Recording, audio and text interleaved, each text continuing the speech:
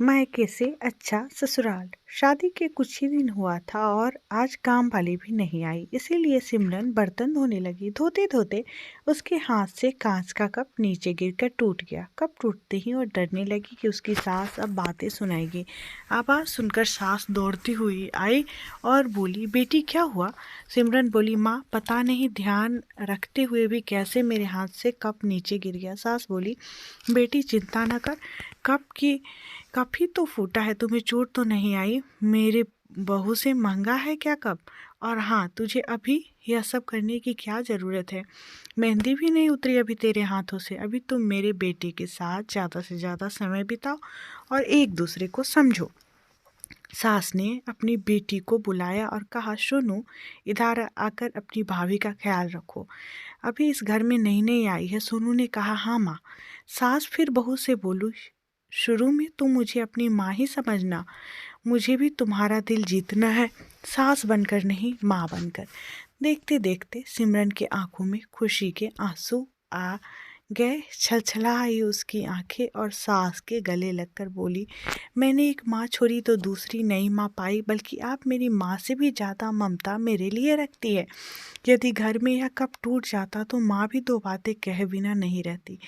रात को सिमरन की नींद ही उड़ गई। रह रहकर शाम की घटना याद आ रही थी। सास के बारे में उसकी जो सोच थी, उसके विपरीत सास का व्यवहार पाया। उसका भी कसूर नहीं था ऐसा सोचना, क्योंकि उसने लोगों के मुंह से बुरी सास के बारे में ही सुना था। सिमरन अपने अतीत में खो गई। उसे फिर याद आया कि कुछ साल पहले उसके इकलौते भाई की शादी हुई थी। मेहंदी का रंग उतरने से पहले ही माँ ने भाभी पर काम की पूरी जिम्मेदारी डाल दी थी और अपने ही नियम कानून के हिसाब से भाभी को चलने के लिए मजबूर कर दिया।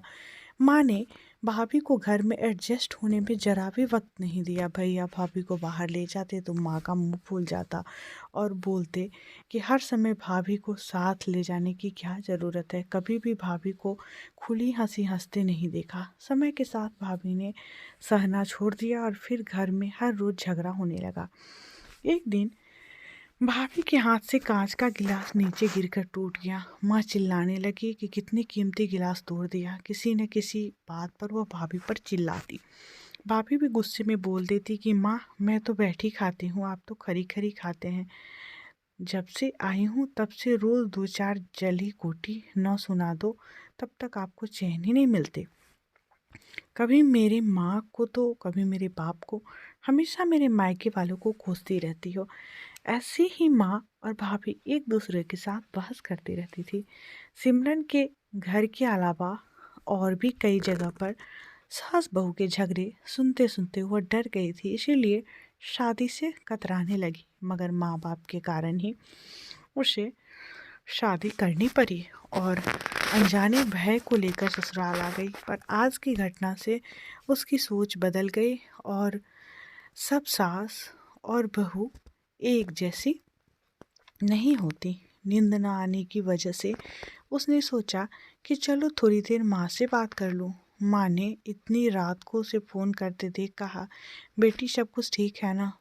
कहीं तुम्हारे पति से या सास से झगड़ा तो नहीं हो गया? सिमरन बोली, नहीं माँ, ऐसा कुछ नहीं है। मालूम है माँ, आज मेरे हाथ से कांच का गिलास नीचे गिर गया, तभी सास आ गई। मेरे आगे बोलने से पहले ही माँ ने बोलना शुरू कर दिया।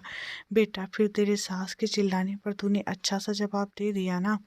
हाँ बेटा, कभी भी दब कर नहीं रहना। तुम एक पढ़ी लिखी लड़की हो, तुम में कोई कमी नहीं है, इसीलिए कभी भी सुनना मत।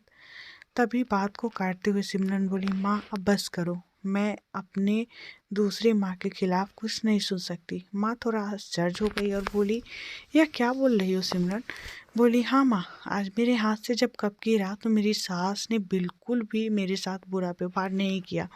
अंत में सिमरन बोली, अब आप समझ गई ना सारी बात? माँ एक और बात कहनी है, आप बुरा तो नहीं मानोगे? उसकी माँ बोली, हाँ बेटा बोलो।